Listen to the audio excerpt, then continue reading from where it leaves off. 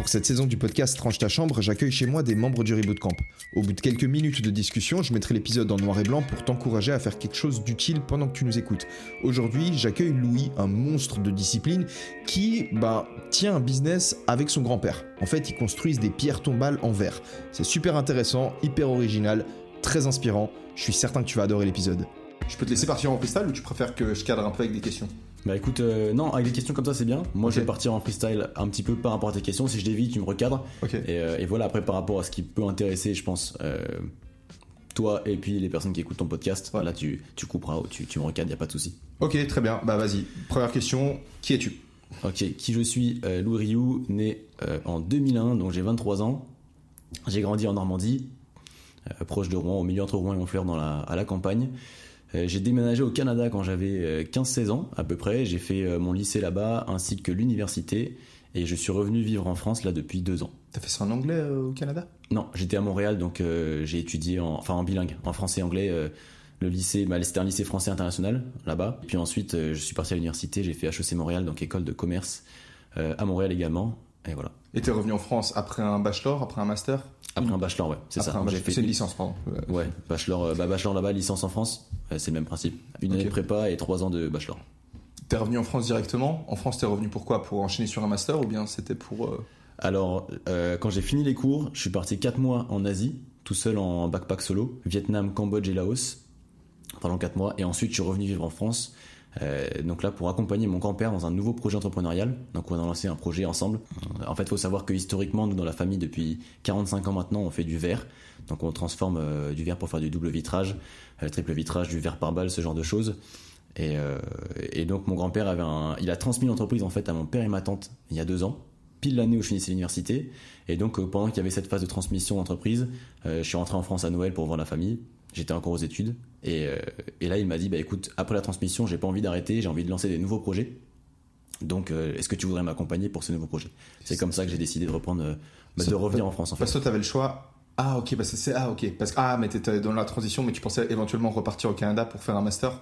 En fait moi j'avais prévu à la base rester au Canada. Dernière année d'études, j'étais encore à HEC, j'étais président de l'asso d'entrepreneuriat de HEC. Et j'étais en train de lancer un projet qui ressemble un petit peu au Reboot Camp d'ailleurs, qui s'appelait Objectif 30. J'ai pompé sur Objectif 30, mec. Je t'ai pris tu m'as pris l'idée. Plagiat. Et donc en fait j'étais en train d'essayer de lancer des petits projets là-bas. J'avais essayé de lancer une application pour aider les étudiants à trouver des colocs aussi quand j'étais à HEC.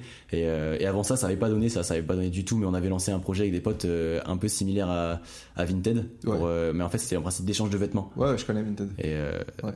Et ouais, enfin c'est ça, bref. Du coup j'avais prévu de lancer un projet par là-bas. Et puis quand mon grand-père m'a proposé ce projet de revenir en France et de lancer un projet avec lui, je me suis dit il a beaucoup d'expérience, c'est un entrepreneur qui a vraiment réussi, il est parti de rien, il a pas fait d'études du tout. Il a eu une histoire assez unique parce qu'il a été très malade enfant, il a eu tuberculose et des calcifications des os, donc il a pas été à l'école avant 11 ans, il était à l'hôpital, de 11 ans à 14 ans il était à l'école, il a pas eu son brevet et après il a bossé quoi. C'était un esprit libre, j'imagine, non ? Ouais, tu décrirais comment ton grand-père aujourd'hui ? Parce qu'il doit être un grand-père, j'imagine, il a quoi ? Il a 71 ans aujourd'hui. Et du coup, il continue à se lancer dans l'entrepreneuriat ? Ouais. Ça va être un personnage quand même, non ? Ouais, énorme personnage. Si un jour tu peux le rencontrer, ce serait avec plaisir. Si un jour tu passes en Normandie. Et ouais, c'est vraiment un monsieur, je dirais, très très charismatique. Comment expliquer ça ? Il a réussi de par le côté humain qu'il a, de vraiment s'entendre avec tout le monde. Il y a une expression en fait qu'on a tous les deux, c'est BSP-NAO, c'est bon sens paysan non assisté par ordinateur. Et lui il a un gros BSP-NAO. Ok. Donc l'idée c'est pas l'intelligence artificielle, lui c'est pas les ordinateurs, c'est pas tout ça, c'est vraiment le côté humain, d'être capable de discuter avec tes clients, avec tes fournisseurs, comprendre comment tous ces rouages là fonctionnent et chercher toujours à faire un peu mieux que ce que tu faisais hier. Et en fait c'est comme ça qu'il a réussi à se développer petit à petit. Et donc ouais, mes grands-parents ont lancé l'entreprise quand ils avaient 25 ans parce qu'ils étaient au chômage, qu'ils allaient bientôt être SDF. Et puis voilà. Directement c'est lui qui a lancé du coup l'entreprise dans le verre.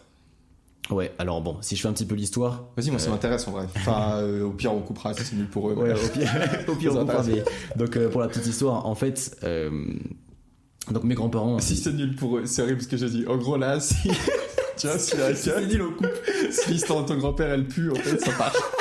Ouais, donc pour faire la petite histoire, en fait mes grands-parents travaillaient dans un camping à l'époque, ils travaillaient pour un patron. Ma grand-mère elle faisait l'administratif et l'accueil. Mon grand-père lui faisait, en fait il a construit le camping à partir de zéro. Il était on va dire dans l'équipe de commencer le camping avec ce patron-là. Et vu qu'ils l'ont démarré de zéro, au début ma grand-mère était pas payée. Lui il était payé et ils avaient un logement dans le camping. Ils ont travaillé pour monter le camping, ensuite le camping a commencé, et donc au bout d'un an ou deux que ça a fonctionné, ma grand-mère a demandé à avoir un salaire. Et le patron a dit non. Et elle a redemandé quelques mois plus tard, et il a encore dit non. Et en fait, du coup, il y a eu un moment où il y a eu un clash, où ma grand-mère a dit, bah écoutez, si vous voulez pas me payer, moi ça fait 2 ans, 3 ans que je travaille pour vous, on arrête. Et donc, pour faire très simple, c'est à ce moment-là qu'il y a eu un peu un clash, et ils se sont retrouvés au chômage, sauf que vu qu'ils étaient logés au camping, ils ont dû trouver un autre logement, sans travail, et avec 2 enfants qui étaient, mon père et ma tante, mais qui étaient très jeunes. Je sais pas quel âge ils avaient exactement, mais ils étaient très très très jeunes. Et voilà, donc ils ont pris une grange dans une petite ville à côté de là où on habite aujourd'hui, encore en Normandie. Qu'ils ont vécu pendant quelques années dans une seule pièce, pendant que mon grand-père, sur le temps libre, rénovait les autres pièces pour pouvoir y habiter et faire des chambres. Et donc là, ils avaient plus de boulot. Donc en fait, ils se sont lancés dans l'isolation. Pardon. En fait, l'idée, c'était à ce moment-là, on parlait beaucoup, il faut isoler les maisons, il faut faire des économies d'énergie. Donc mon grand-père s'est dit, bah écoute, je vais suivre le mouvement, je vais trouver un moyen de faire quelque chose, une petite entreprise avec l'isolation. Et donc c'est parti comme ça, il a pris une petite camionnette, il allait sur les marchés dans les villages autour, et puis voilà, il isolait les murs. Après, il s'est rendu compte qu'en fait, il y avait 4 mois de délai quand il y avait un vitrage qui était pété à l'époque. Donc le temps de recevoir un nouveau double vitrage, il fallait attendre 3 voire 4 mois. Wow. C'était très très long. Ouais. Donc il s'est dit, bah écoute, pourquoi est-ce que moi je ferais pas des doubles vitrages dans le garage? Et donc voilà, ça a commencé comme ça. Il a commencé à acheter des plateaux, couper du verre dans le garage à la main et faire un peu ces doubles vitrages. Et puis ça a commencé comme ça. Au début, c'était lui et ma grand-mère. Après, il y a eu un gars, 2 gars, 3 gars. Après, il a inventé sa propre machine parce qu'il y avait beaucoup de casse quand on pressait du double vitrage. Okay. Il y avait beaucoup de casse à l'époque. Et c'est quoi presser? C'est pour. En fait, un double vitrage, si tu veux, t'as un verre, t'as un intercalaire, comme t'as là tu vois, t'as 2 verres. T'as un intercalaire gris entre les deux. Okay, ouais. Donc t'as un verre, un intercalaire, un deuxième verre. Et donc en fait, tu les mets l'un sur l'autre et tu les presses. L'intérêt du double vitrage, c'est l'isolation? Ouais, en fait, c'est vide d'air et tu mets un gaz. Éventuellement, tu mets un gaz dedans, un gaz argon, qui te permet d'isoler mieux. Ok. De la chaleur, mais aussi du son. Ouais. Alors le son, surtout c'est encore autre chose. Okay. C'est encore un autre processus, mais surtout là de la chaleur, du froid et du chaud en fait. Ok. Voilà, d'accord. C'est ça l'idée. Et le pressage, c'est du coup quand tu vas assembler ces 2 verres en fait. Ouais, c'est ça. Quand tu vas presser les 2 verres l'un contre l'autre avec l'intercalaire au milieu. Ok. Et là, souvent ça cassait. Comment? Souvent ça cassait. Et souvent ça cassait au moment de la presse. Et à l'époque c'était des presses avec des rouleaux en gros. Et lui il a inventé une presse avec des tapis qui permettait du coup d'avoir une surface de contact qui était plus large grande. Ouais, et du coup de moins casser. Et bon bref, après ça a grandi. Ils ont commencé en 79. En 83 ils ont pris un petit bâtiment de 800 mètres carrés. Maintenant le bâtiment il fait 13 000. Et maintenant il y a. C'est où? C'est en Normandie aussi. Ça s'appelle comment l'entreprise? Elle s'appelait comment du coup? Alors l'entreprise s'appelle Rio Glass. Elle existe encore aujourd'hui. On vient de fêter les 45 ans le week-end dernier là. C'est ouf. Et ouais, du coup maintenant on est 1400. Aujourd'hui il y a à peu près 1400 personnes qui travaillent qu'on emploie chez Rio Glass. C'est un énorme truc en fait. Donc ouais, c'est devenu assez gros. Et ouais, il y a 2 ans, mes grands-parents du coup ont vraiment bien développé l'entreprise petit à petit. C'est ouf, c'est génial comme ça. Et en fait, mon grand-père, comme je te disais, il a un gros côté humain. Et donc au début, il a lancé sa petite usine, tu vois, qui s'est développée petit à petit. Et puis ensuite, il avait un monsieur avec qui il travaillait, qui était en fait chez un concurrent, qui voulait se mettre à son compte, mais qui n'osait pas le faire tout seul. Donc mon grand-père lui a dit, bah écoute, si tu veux, on le fait ensemble. Allez, let's go. Donc du coup, ils ont monté la 2e usine. Et puis ensuite, ça s'est développé. Et puis ensuite, il y a eu la 3e usine. Et en fait, pendant les années 2000 à 2012 à peu près, il y a eu beaucoup de reprises d'entreprises qui perdaient de l'argent. Il y allait y avoir beaucoup d'emplois qui allaient être mis, de personnes qui allaient perdre leur travail. Et donc en fait mon grand-père a repris ces entreprises en 10 ans. Il y en a eu je te dirais une bêtise, mais peut-être une dizaine d'usines qu'il a repris pour justement éviter que ces gens-là perdent leur travail. Et donc ça a permis en fait nous d'augmenter le maillage sur le territoire français. Et voilà, c'est comme ça que ça s'est développé. Des entreprises qui étaient pas rentables, qui n'avaient pas des bons systèmes en place, vu que lui il avait quelque chose qui fonctionnait bien. C'est ça. Il pouvait réembaucher les gens et puis. C'est ça, exactement. C'est ouf. C'est ça. Et donc il y en a qu'on a réussi à rentabiliser rapidement, d'autres un peu moins rapidement. Mais voilà, en tout cas, ça a permis aux gens de garder leur emploi et de continuer de se développer. Au moment où toi t'es en train de terminer tes études, ta licence c'est un bachelor du coup à Montréal, lui il te propose au moment où il va transmettre l'entreprise Je sais plus si on en a parlé avant le podcast, ou si on en a parlé pendant le podcast. Est-ce qu'on a parlé de ça? Non, si, on a parlé de ça. Hein. Ouais, on a parlé de la transmission un petit peu. Non, parce qu'on a déjà eu une grande conversation avant et je suis pas certain de. Ok. Lui, il te propose à toi, du coup, de se lancer dans un projet entrepreneurial, juste vous deux. Est-ce qu'il a aussi proposé ça à tes cousins ou autres? Pourquoi est-ce que tu penses qu'il t'a proposé? Enfin, déjà, première question, est-ce que uniquement à toi? Et si oui, enfin, peut-être tu le sais pas en vrai, hein. Peut-être qu'il a proposé à tes cousins en secret et personne ne voulait. En fait, et moi, en fait, j'étais le plan Z, tu dirais. Ma question, non, à mon avis, t'étais pas du tout le plan Z parce que te connaissant, je pense que si moi, perso, en tout cas, si je devais lancer un projet, je pense que tu serais typiquement le genre de profil qui m'intéresserait. Mais qu'est-ce que tu penses qui a fait que ton grand-père était intéressé en fait à venir vers toi? Parce que t'as 23 ans aujourd'hui. Exact. Et c'était il y a 2 ans. Ouais. Donc il est venu quand t'avais 21 ans. Ouais. Est-ce que t'avais des caractéristiques spéciales à 21 ans qui faisaient que t'étais peut-être quelqu'un sur qui on pouvait compter pour lancer un projet comme ça? Tu faisais quoi à l'époque? Alors, déjà, j'avais que 20 ans. Ah, ok. Encore, mais est-ce qu'il a proposé que à moi dans les cousins, cousines et dans dans la troisième génération, on va dire, de la famille? Oui, il a proposé qu'à moi. Ah ouais, alors, okay. Parce que la plus grande, c'est ma sœur. Ma sœur, elle est dans l'informatique et elle a jamais prévu de travailler avec l'entreprise. C'est pas un truc qui l'attire, même encore aujourd'hui. Donc ma sœur, du coup, c'était un peu en dehors de ce sujet-là. Et mes 3 cousins, cousines du côté de ma tante, ils sont plus jeunes, si tu veux. Donc du coup, il leur a pas proposé. Et donc voilà, ça c'est comme ça que ça s'est fait. D'accord. Voilà. Ok. Donc et là, pourquoi, pour répondre à ta question, pourquoi est-ce qu'il a proposé à moi? Je pense qu'il y a le fait qu'on s'entend bien depuis toujours. Genre, on s'est toujours bien entendu. Je vais l'aider le week-end quand il a besoin d'aide pour quoi que ce soit. On a fait bébé nageur ensemble avec mon grand-père et ma grand-mère. Donc tu sais, quand t'as 1 an ou 2 et qu'on te jette dans l'eau, on a fait bébé nageur ensemble. J'ai passé beaucoup de temps avec mes grands-parents, et le fait qu'aussi mes parents habitent très proche de chez mes grands-parents. On est à 15 minutes de route, mais j'ai passé beaucoup de temps là-bas quand j'étais enfant. Peut-être un peu plus que mes cousins qui sont tout petit peu plus loin, 3/4 d'heure, peut-être, je sais pas. Mais bon, on s'est toujours bien entendu. Moi, j'étais en dernière année d'études et lui, il le savait. Donc il y a aussi le timing qui a joué. Et voilà, ça s'est fait comme ça. D'ailleurs, lui, il était limite chaud pour que je vienne le mois d'après, tu vois. Genre, moi, c'était Noël, c'était limite, si tu veux, tu viens le mois d'après. Moi, de toute façon, je vais commencer là. Lui, du coup, il avait déjà un projet précis qu'il avait envie de lancer? Ouais. En fait, au moment du Covid, à peu près 2019-2020, il est allé rénover une chapelle d'une tante à lui dans un cimetière.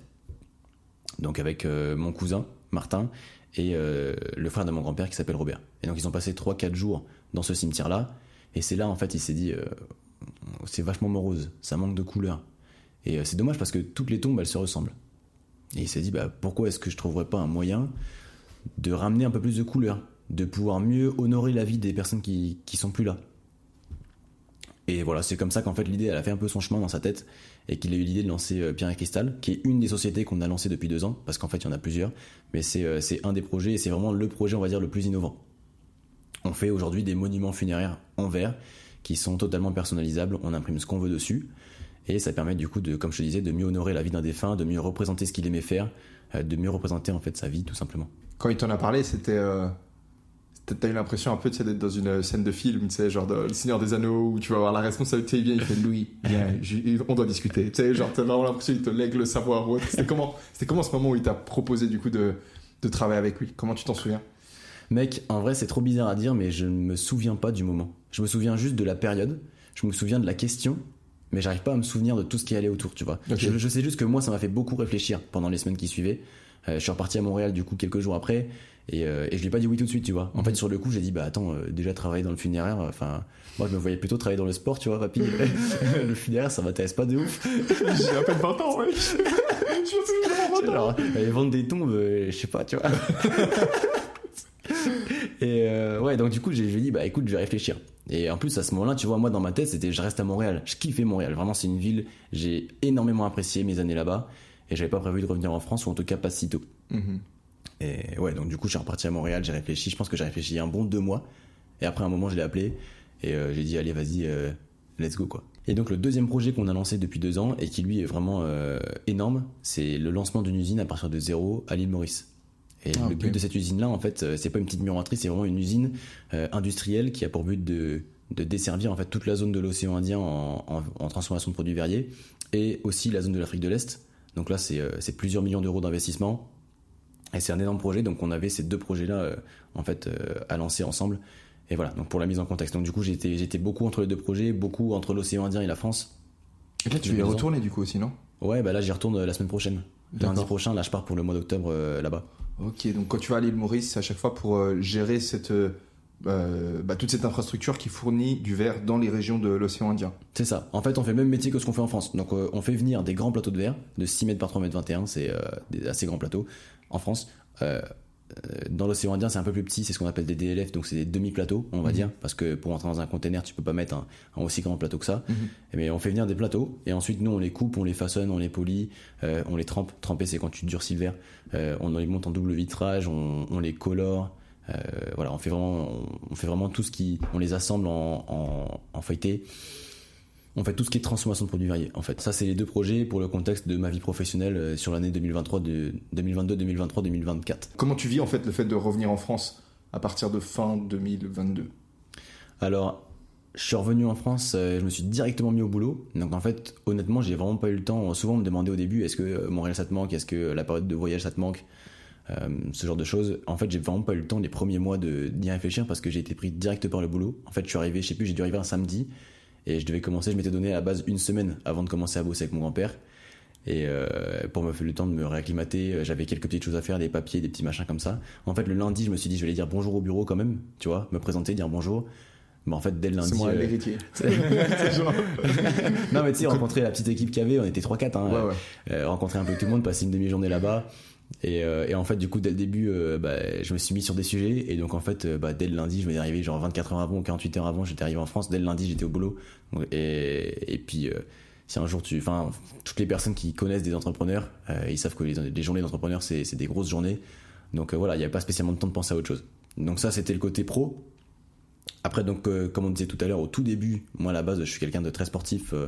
Depuis que je suis enfant, hein, je fais pas mal de séances de sport. Au début, c'était du foot, après ça a été du badminton, après du street. Mais bon, peu importe le sport, je me suis toujours beaucoup entraîné.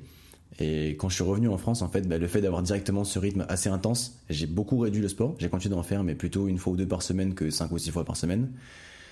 Et ça a continué jusqu'à fin 2023 où vraiment je pense 2022 j'ai continué de faire 1 ou 2 entraînements par semaine. Après 2023 encore un petit peu moins et en fait j'ai complètement arrêté le sport pendant un 6 mois, 1 an où j'ai vraiment pas fait de sport, quoi. C'est le travail qui te prenait full temps? Ouais, il y avait le travail qui me prenait full temps. En plus, je me suis mis en couple. Donc du coup, ça prend aussi un petit peu de temps, normal. Donc c'est tous ces aléas, mais je pense que c'est surtout honnêtement le boulot et puis le fait quand tu lances un projet que t'y penses 24/24. Et donc de 1, t'es au bureau beaucoup, mais de 2, même quand t'es pas au bureau, t'es toujours en train d'y penser. Bon ça fait que j'ai vraiment réduit le côté sportif, quoi. Un couple ça demande du temps aussi, donc en plus ouais. tu peux pas vraiment gagner partout. Et est-ce que tu peux faire de ton mieux partout, disons, mais c'est vrai que si tu fais un all-in dans un seul domaine, forcément tu vas mieux performer. Donc quand t'as du temps pour faire que du sport, c'est plus facile. Mais puis quand t'es pas à la maison de 8h à 21h, tu reviens à 20h30, allez 20h30 on va dire, tu reviens à 20h30 et t'as une copine à la maison, mais tu veux aussi faire du sport, à un moment faut faire un choix parce que sinon tu dors plus, quoi.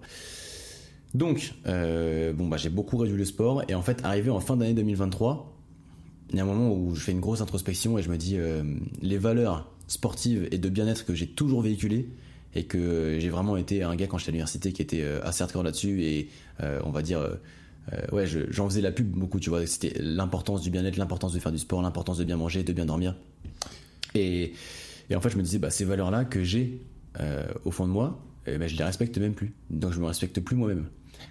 Et ça c'était au mois de novembre 2023. Et je me dis, il faut vraiment que j'arrive à m'en remettre malgré le boulot, il faut que j'arrive à me remettre dans une trajectoire qui correspond à mes valeurs. Et donc là, je me dis, il faut que je refasse du sport. L'alimentation, ça va, le sommeil, ça va, le boulot, ça va, mais il faut que j'arrive à refaire du sport. Et donc je me dis, ok, bon, il faut que je trouve un moyen pour ça. Bon, ça trotte dans ma tête. Fin novembre, je mange avec un pote du lycée que j'avais pas revu depuis genre 5 ans. Et ce gars-là, à l'époque du lycée, il était gros. Ok. Et là, en fait, lui, il venait de faire un semi-marathon à ce moment-là. Il s'est beaucoup mis au sport depuis le lycée. Et il me dit, je me suis inscrit à un triathlon pour le mois de juin.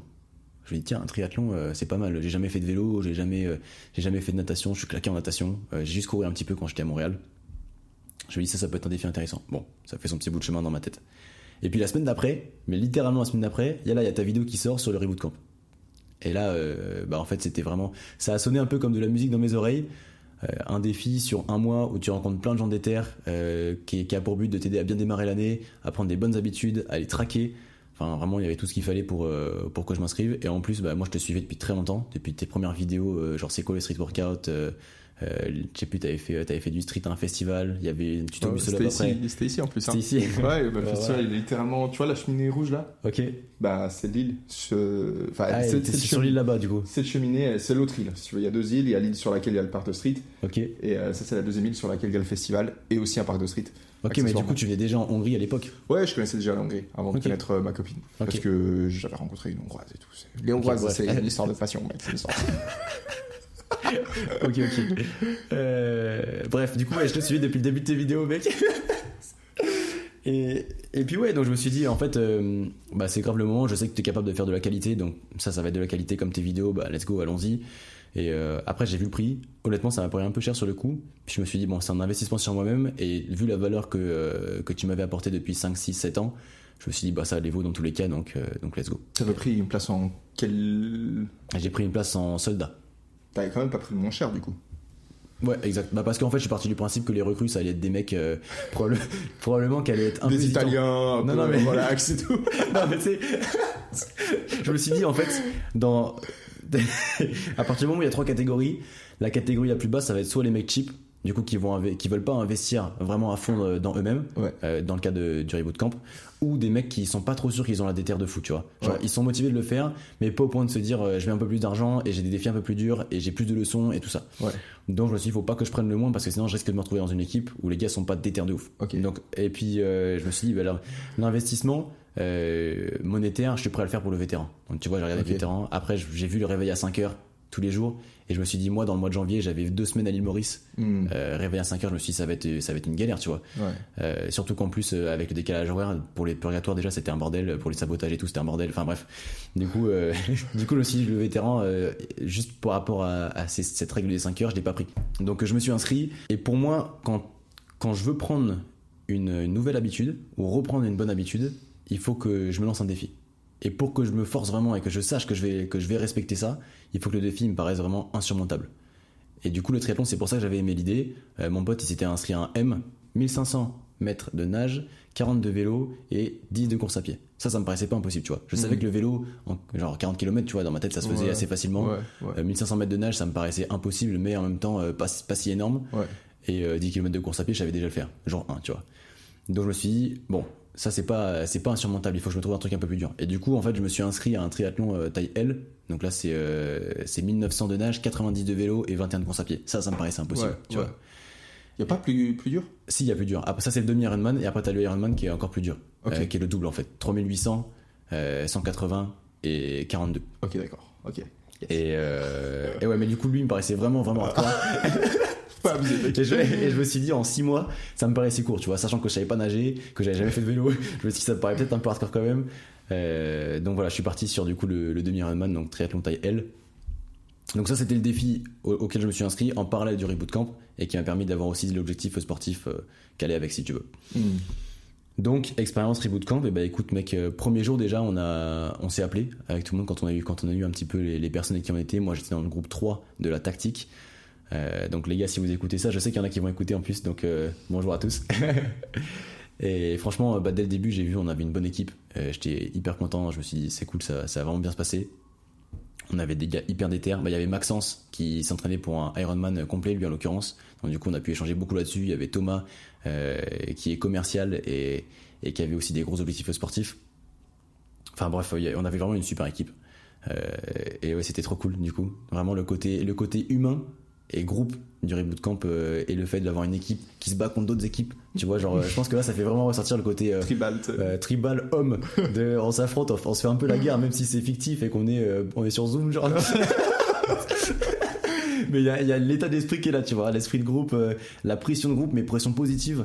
Ça a été vraiment quelque chose que j'ai beaucoup apprécié, autant entre notre groupe et les autres groupes, Et aussi entre la section tactique et la section blindée, tu vois, quand il y avait les sabotages qui arrivaient et genre on était en plein milieu de semaine et là d'un coup fallait taper je sais pas combien de centaines de pompes et puis tout le monde se retrouvait à des endroits random en train de les faire. Il y en a, ils étaient là dans la rue, ils suivaient de la rue devant tout le monde, ils étaient en train de faire leurs pompes. Moi je me rappelle, il y a un moment j'étais à Maurice, à l'usine mec, et genre toutes les heures, c'était je crois que c'était 6 minutes ce sabotage là, fallait faire le plus de pompes en 6 minutes ou en 5 minutes. Toutes les heures mec, j'allais aux toilettes. Ensuite, je passais la porte des toilettes, j'allais à la salle serveur de l'usine. Et genre, toutes les heures, en fait, j'y allais, je me connectais, je disais, les gars, vraiment, on fait les 6 minutes et je repars. Genre, mais let's go, je vous accompagne. Et là, je tapais mes 150 pompes en 5 minutes ou 6 minutes. Et je repartais. Et du coup, toutes les heures, je revenais un peu en sueur, tu vois. Et genre, j'avais mon grand-père, Emmanuel, le directeur de l'usine et tout, qui me regardait, il se dit, mais putain, t'as une diarrhée aujourd'hui, ça va et tout. Moi, je suis non, ça va les gars, t'inquiète. C'est un sabotage. En fait, et j'aurais pas expliqué, tu vois, juste genre, putain, il part aux toilettes toutes les heures, genre, depuis ce matin. Le carnet, il est en sueur à chaque fois, genre. Et en fait non, j'allais dans la salle serveur taper 150 pompes, je revenais, tu vois.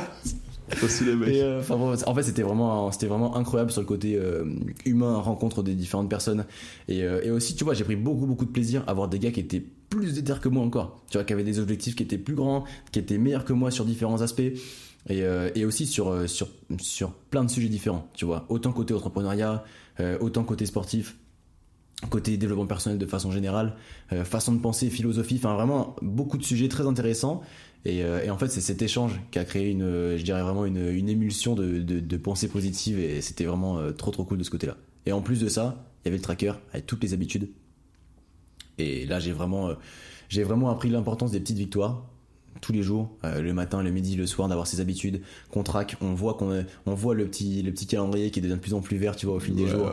Ouais. Et on se sent bien quand on l'a bien rempli, on se sent mal quand on l'a mal rempli, du coup on a envie de faire mieux le jour d'après. Et puis on sait que chaque dimanche tout le monde va regarder dans l'équipe qu'est-ce que t'as foiré, tu vois. Donc ça donne envie de pas foirer. Et puis tu sais que du coup faut que tu te tiennes responsable de tes actes, parce que dans tous les cas, si tu le respectes correctement et que tu t'es honnête avec toi-même et que tu te mens pas, et bah tout le monde va le voir le dimanche et va falloir que t'expliques pourquoi t'as fait de la merde ce jour-là, tu vois. La merde, ça l'a appelé. Ça l'a appelé. Ça l'a invoqué, mec. Ça, il a parlé. Okay. Caméra surchauffée, on relance. Du coup, allez, c'est parti. Un truc que tu voulais dire, c'était le c'était. Ouais, t'as besoin de faire tout parfaitement. Ouais. Ce serait peut-être un conseil. Ça, c'est juste que je comprenne juste. Ça, c'est un conseil pour un mec avant de se lancer dans le reboot. Ouais, t'avais des astuces, genre, parce qu'en fait, t'as posé la question en disant, est-ce que tu as des astuces par rapport au tracker dans le reboot camp? Mais en fait, moi, j'aurais plutôt eu un truc à dire, tu vois, en dehors. Vas-y, si tu veux, je te pose la question. Ouais, allez, vas-y. Ok, bon, la caméra a surchauffé, on reprend. Je te disais, Louis, est-ce que t'as des astuces à donner par rapport au reboot camp à un mec qui se lancerait sur cette édition que tu pourrais donner à un mec qui se lancerait sur cette édition 2025? Ouais. C'est ça, non? C'est ça, exact. Alors, il y a une grosse astuce, enfin, c'est pas vraiment une astuce, mais un conseil, entre guillemets, que j'aurais à dire pour un gars qui regarde ta vidéo du reboot camp, là, au mois de novembre ou décembre 2024, et qui hésite à se lancer, c'est que, mec, si tu regardes la vidéo en ce moment, je regardais la caméra, t'as sûrement l'impression que c'est pas le moment exact pour toi, c'est pas le moment parfait, parce que tu as plein de trucs prévus déjà en janvier. Bah, dis-toi que c'est pas grave. Si t'es un gars qui est vraiment orienté à fond sur le développement personnel, et qui aime se surpasser, qui a envie de rencontrer des nouvelles personnes qui sont aussi déter que toi, franchement c'est le moment, même si tu as déjà plein de choses qui sont prévues sur le mois de janvier.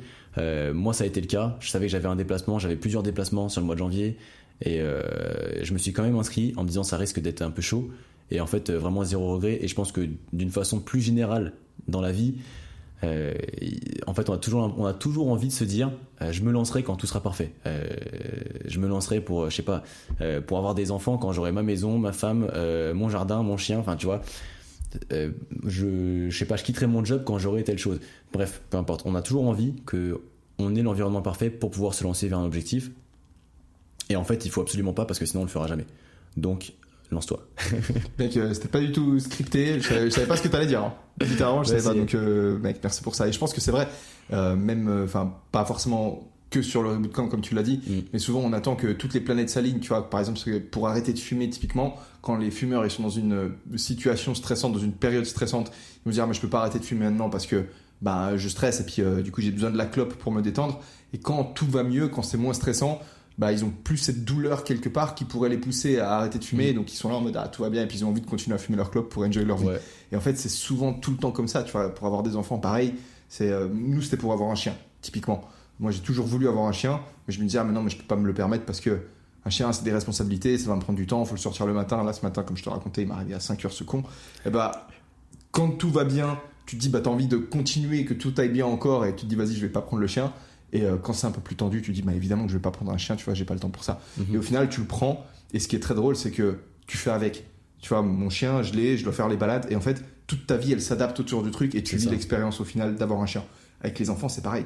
Je pense que tu fais tes enfants, et en fait, tes objectifs changent, tout devient différent, et tu vis l'expérience d'avoir des enfants. Et avec le Reboot Camp, à mon avis, c'est aussi ça. Moi, c'est vrai que c'est cool que tu dis ça, parce qu'en vrai, il y a plein de mecs qui me disent, ouais, mais moi, je vais être en concours, j'aurai des examens ou autre, est-ce que je peux participer à ce truc-là, est-ce que ça va pas être trop chaud? Et pour être complètement transparent, c'est vrai qu'on m'a aussi dit, des membres du Reboot l'année passée, qu'il y avait trop de contenu dans le programme et que c'était difficile à tout suivre parce que... Ça, je pourrais en parler après si tu veux. J'ai un peu d'observation par rapport à ça, genre. Ok. Ou anecdote. Ou... Bah, je veux bien que t'en parles, mais en fait, dans l'idée, c'est à nouveau pour ça que sur cette année, on a dit, bah, c'est quoi, on va mettre des extensions. Et ceux qui ont envie d'avoir plus de contenu, bah, ils peuvent acheter les extensions. Et ceux qui ont un programme chargé déjà pendant le mois de janvier, ils peuvent juste prendre la formule simple. Mais vas-y, du coup, je te laisse enchaîner sur... Mec, sur ce que tu veux, comme je te dis, tu l'exprimes bien, c'est stylé. Fais freestyle, mec. Ouais, donc pour reprendre sur les cours, tu vois, sur le fait que t'as du monde qui t'ont dit qu'il y avait trop. Moi, j'ai pas trouvé qu'il y avait trop, mais j'ai trouvé que c'était impossible pour moi, dans le mode de vie que j'avais à ce moment-là, en janvier 2024, de suivre au jour le jour tous les exercices qui sortaient, tu vois. Donc au final, on est arrivé au jour 30. Et j'étais genre au jour 6 ou au jour 7 dans les cours. Yes, super mec, excellent. Donc j'ai vraiment réussi à peu près tout bien suivre, sauf les cours. En fait, j'ai tout rattrapé. Heureusement, t'as étendu quelques semaines après. Et en fait, j'ai tout rattrapé sur ce moment-là à mon rythme. Mais c'était soit je prenais sur mon sommeil à un moment, soit tu vois, soit je faisais pas les exercices. Parce que surtout quand j'étais à Maurice, c'est là que j'ai vraiment pris du retard. Genre, je suis parti 2 semaines à Maurice. Quand je suis là-bas, parce qu'on y est de façon, sur un temps assez court. C'est des journées qui sont vraiment bien prises, et du coup j'arrivais à la chambre, je savais que je me levais à 6h le lendemain, j'arrivais à 22h ou un truc comme ça dans la chambre, je faisais les étirements, et en fait tu vois, quand il y avait une vidéo à écouter, je l'écoutais pendant mes étirements mais quand il y avait un exercice à faire, j'avais vraiment pas envie de sortir mon ordi, passer 1 heure à réfléchir, tu vois, les exercices et tout ça qu'il y avait à faire, et du coup ceux-là en fait je les ai tous rattrapés à la fin. Donc je dirais pas qu'il y avait trop, juste c'était pas spécialement possible pour moi de les suivre à ce moment-là, alors qu'à l'inverse, tu vois, pour Corentin par exemple dans mon groupe, vu que lui il est auto-entrepreneur et en gros il est coach sportif, et il a réussi à organiser aussi son emploi du temps comme ça, tu vois, mais du coup tous les jours il arrivait à faire les exos. Et ouais, après du coup je pense que c'est juste une question de comment est-ce que tu organises l'emploi du temps, et tant que les trucs sont faits, c'est pas grave si tu les fais pas le jour même, mais il faut les faire. Ce qu'on a fait pour l'édition 2025, typiquement, c'est qu'on a allégé le programme. Il y avait plein de modules du style le module finance qui n'était pas réellement dans la thématique du Reboot Camp. Tu vois, genre la promesse du Reboot Camp, c'est de prendre un mec, de le placer sur une trajectoire ascendante, de le réengager dans les différents domaines qui composent sa vie. Et le fait de donner une éducation financière, je pense que c'est important, mais c'est pas vraiment, ça fait pas partie de la promesse, tu vois. Donc tout ce genre de modules, finance, femmes, communication et ainsi de suite, on les a mis en fin de programme sur la 4e semaine. Et en fait, sur les 3 premières semaines, on a vraiment allégé le contenu des semaines. Et souvent, on donne les vidéos et les exercices en avance. C'est-à-dire qu'il n'y a plus les vidéos et les exercices journaliers, mais ils les reçoivent en début de semaine. Comme ça, ils peuvent mieux organiser le truc, tu vois. Et un mec qui se chauffe, il pourrait limite tout faire, genre lundi, mardi, faire tout son contenu de la semaine. Et ensuite, mercredi, jeudi, vendredi, il peut bosser sur ses projets à lui. Alors qu'au début, tu vois, on essayait peut-être de beaucoup contrôler vraiment la progression des membres, de dire, on se disait, vas-y, lundi, il va voir ça, il va dormir et il va processer ça. Et du coup, mardi, on va lui drop cette information, ça va bam, tu vois. Et je pense que... En fait, je pense que l'idée, elle était hyper bonne au début, mais le fait de sortir tous les jours, je sais plus c'était quoi, à 5h ou à 6h du matin, tous les jours le cours, et du coup, en fait, tu n'autorisais les gens que à être soit à l'heure, soit en retard. Vous pouvez pas être en avance. Parce que ça sortait tous les jours à 5h, tu vois. Alors que là, si tu arrives à le sortir une fois par semaine, tous les cours de la semaine, ou sortir dès le début tous les programmes, au moins, s'il y a un mec qui se dit, moi, le lundi, c'est le jour où je bosse pas, par exemple, tu vois.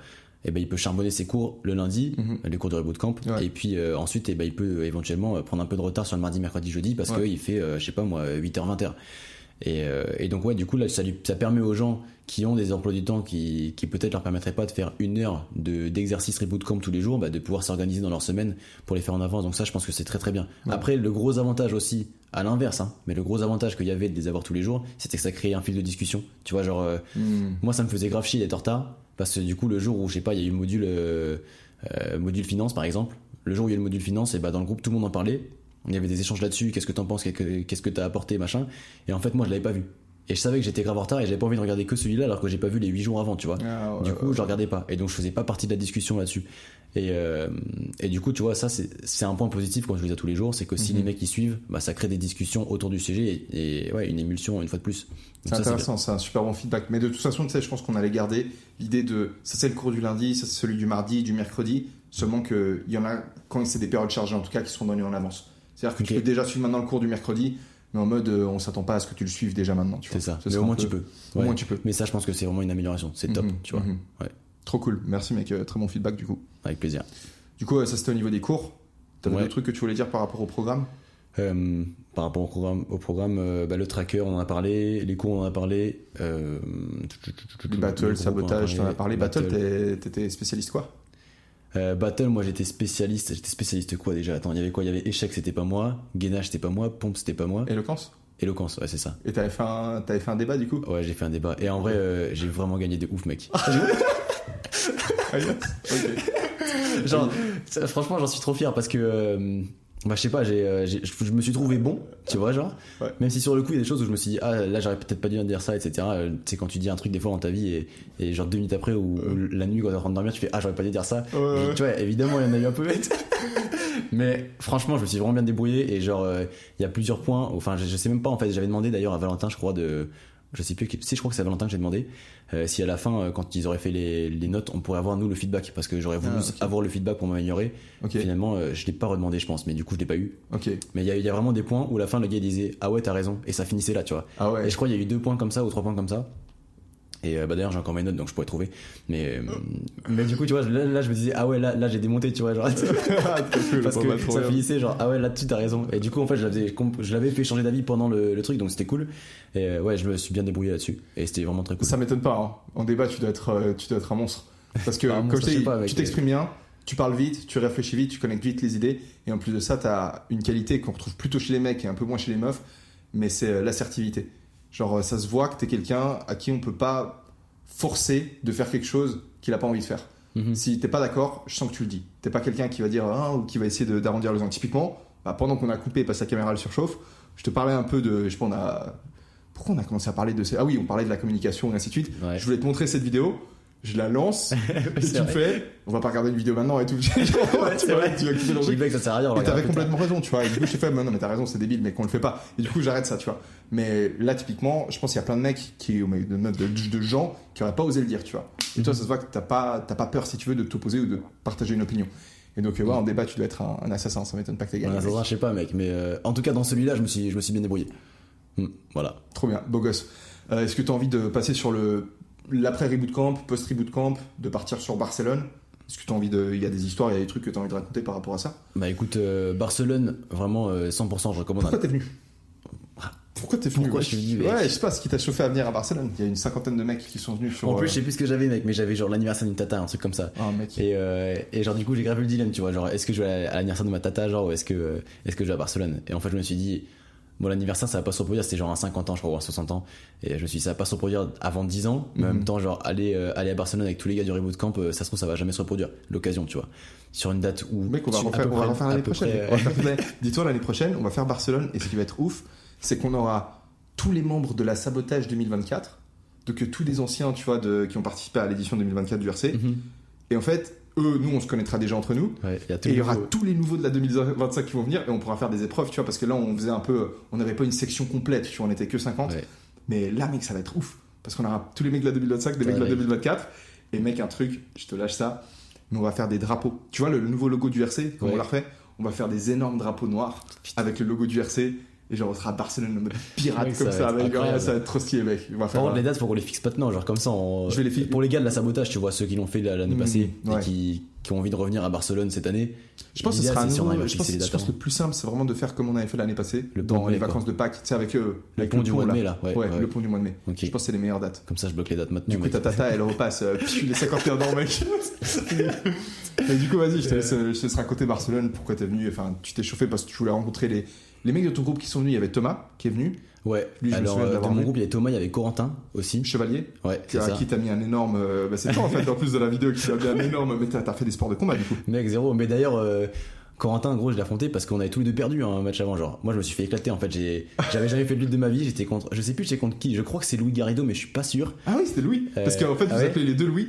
Et du coup, tous les mecs, ils étaient là, Lou. Ah oui, ça doit être ça, c'est ça, exactement. Ça, et Louis, il avait 6 mois de lutte, je crois, un truc comme ça, 6 mois d'un sport typique lutte ou BJJ, un truc comme ça. Ok. Et du coup, mais on faisait exactement le même poids, à 1 kilo près. Du coup, on a dit, vas-y, on se met compte. Et en fait, il m'a tué, mec. Genre, vraiment, ça, le match qui a duré 5 secondes ou 10 secondes. Genre, je suis arrivé, j'ai voulu aller me mettre derrière lui pour lui faire, je sais plus ce que je voulais faire exactement, mais je sais que j'ai voulu aller derrière lui, mais du coup, j'ai donné ma tête. Et lui, en fait, il m'a juste pris ma tête, il m'a fait une clé, c'était fini, genre.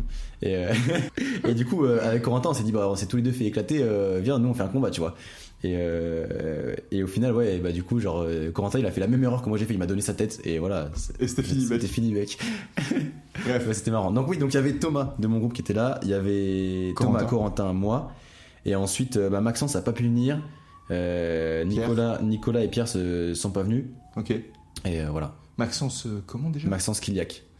Alors je sais pas si tu vas trop en reparler derrière parce que lui en vrai il a une grosse déterre aussi hein. Franchement c'est un mec ça vaut le coup tu vois de lui parler tout ça mais il a pas pu venir à Barcelone. Ok. Mais c'était quoi un peu son parcours à lui? Bah alors lui son parcours il est en école de commerce en ce moment, il est encore étudiant, c'était le plus jeune de notre groupe, il doit avoir 19 ans ou 20 ans.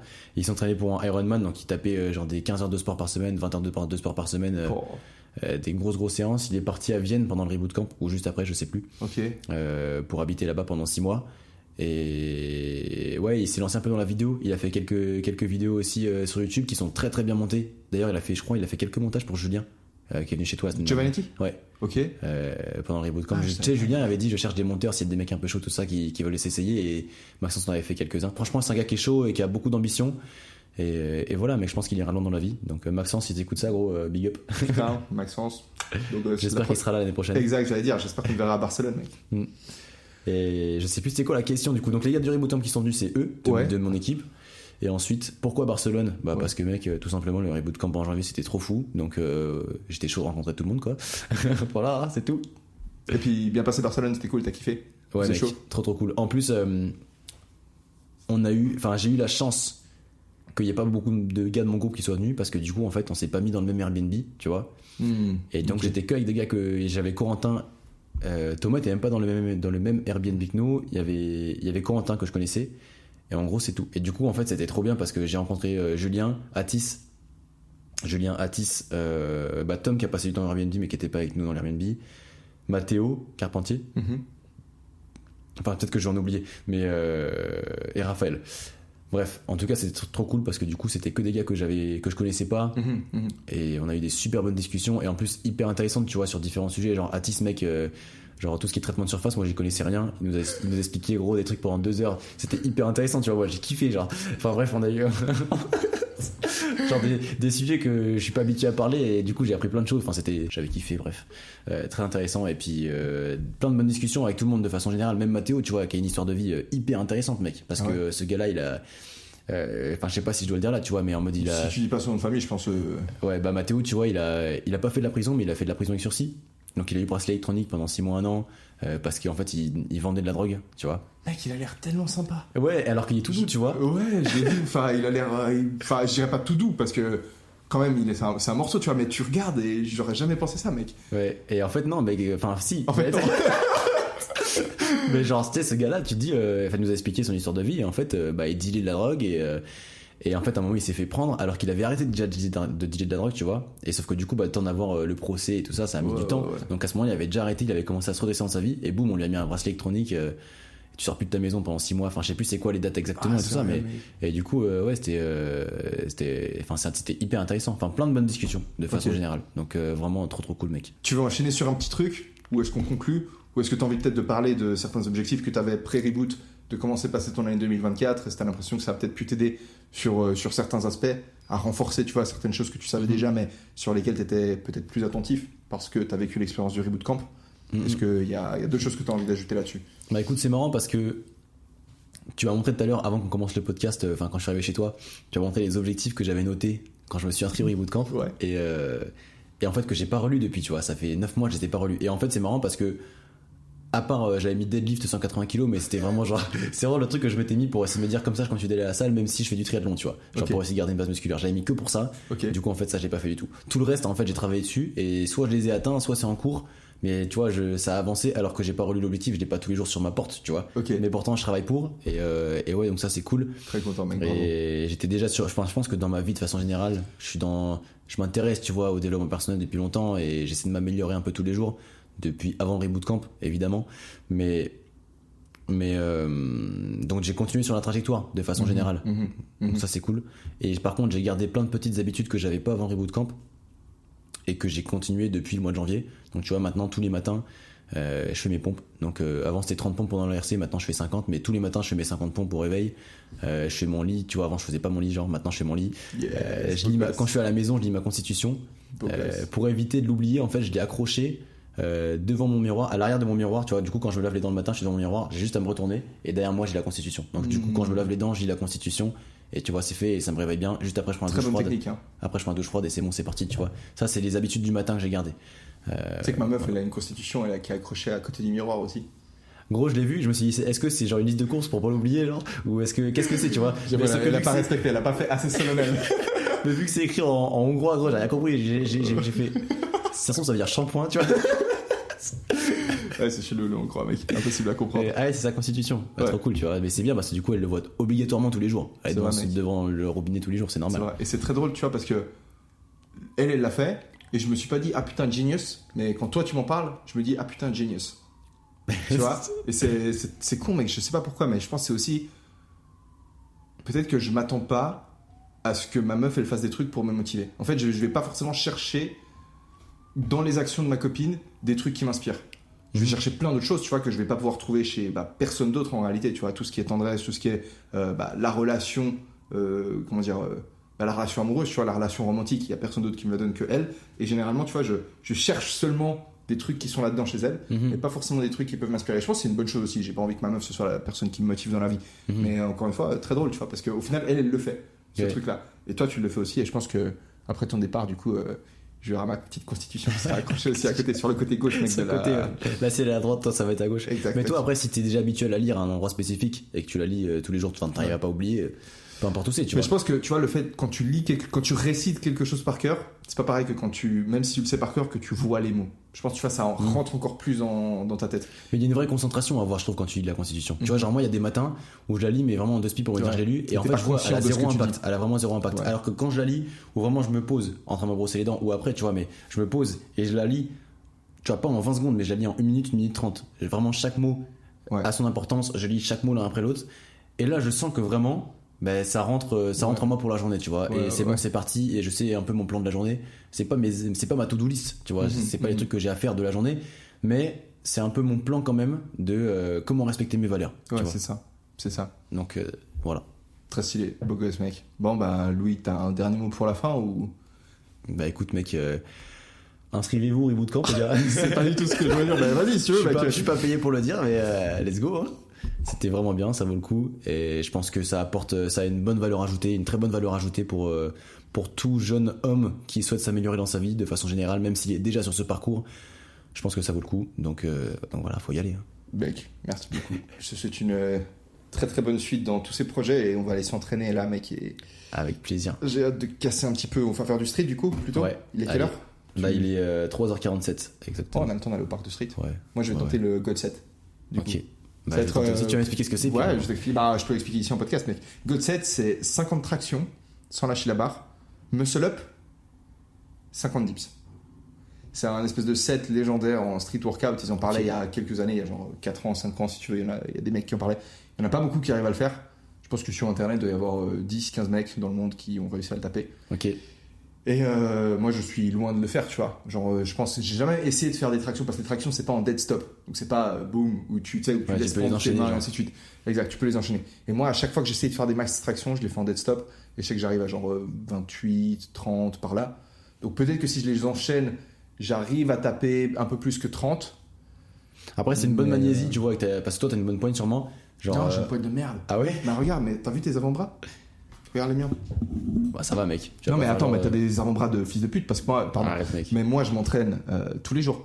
Mais le truc, c'est que vu que je mets tout le temps de la magnésie, en fait, j'ai pas tant besoin que ça d'avoir un énorme grip, tu vois. Ouais. Un mec qui s'entraîne sans magnésie avec des barres qui glissent, il est obligé d'avoir énormément de serrer fort, tu vois. Et moi, j'ai réalisé ça l'autre jour. Je me suis dit, en fait, à force de m'entraîner avec la magnésie, j'ai l'impression que je fais un bon grip, En fait, j'ai pas tant de points que ça, tu vois. Parce que magnésie. Bah, il y a moyen, mec. Mais en tout cas, Je fais là, du coup, avec magnésie, tu fais tes 20-25 tractions, tu t'accroches à une main, Mais tu peux pas. t'attends un peu. Tu peux pas, t'as t'es obligé de rester les deux mains sur le truc. 50 tractions, c'est énorme, mec. 50 tractions, c'est énorme, mais surtout un muscle-up après. Je vois pas comment j'arrive à le faire. Mais faut tenter, tu vois. Genre, je pense que peut-être je le fais pas aujourd'hui. Enfin, je le fais certainement pas aujourd'hui, mec. Mais peut-être dans 5 mois, mec. Ça peut peut-être être un truc pour s'entraîner. Enfin, genre, je vise ça, tu vois. Ouais, exact. Je pense que je vais faire plusieurs petites vidéos comme ça, un peu en format vlog. Je m'étais déjà dit que j'allais le faire la semaine passée, mais j'ai pas trouvé le temps. En plus, avec mes parents qui arrivaient ici, c'était un peu tendu. Mais là, vu qu'on a le temps, let's go, mec. On va aller juste de l'autre côté du pont, là. Il y a un parc de street. Ça va être bien cool. Ouais, ça va Mec, être- dans les gros sets que j'ai fait, moi, le mieux que j'ai fait, c'est un 10-10-10. 10 muscle-up, 10 tractions, 10 dips. Enfin, du coup, 10 tractions, tu montes en haut, et après 10 dips. Ok. Ça, c'est d'endurance, tu vois. Genre, Ouais, ouais. je pense que c'est un des seuls que j'ai vraiment essayé de faire et que j'ai réussi à faire. Mais là, 50 tractions, c'est sûr. À voir, sûr. mec. Pour À moi, voir. en tout cas, c'est mort. Après, Tu pourras attends. tenter si tu veux. Hein. Ouais, bah, je fais plus de street, alors là, ça va être chaud, hein. Par contre, ces avant-bras, j'étais bluffé. Tu vois, je voulais pas sortir ça pendant le podcast parce que c'était hors contexte, mais maintenant qu'on en parle, t'as des sacrés avant-bras, mec. Bah, mec, merci. C'est dû à quoi tu fais? Tu fais un truc particulier? Rien, mec. T'as vraiment, Enfin, j'ai pas de magnésie. Du coup, je m'entraîne sans magnésie, effectivement, mais après. Je crois que je devrais arrêter d'acheter cette magnésie de merde là. Ou alors, c'est parce que juste là, je suis appuyé contre la table, Ouais, tu mais vois. mec, moi je m'appuie comme je veux, j'ai pas des avant-bras comme toi, mec. Bah, je sais pas, mec. Écoute, Abusé. aucune idée. Beau gosse. Bref.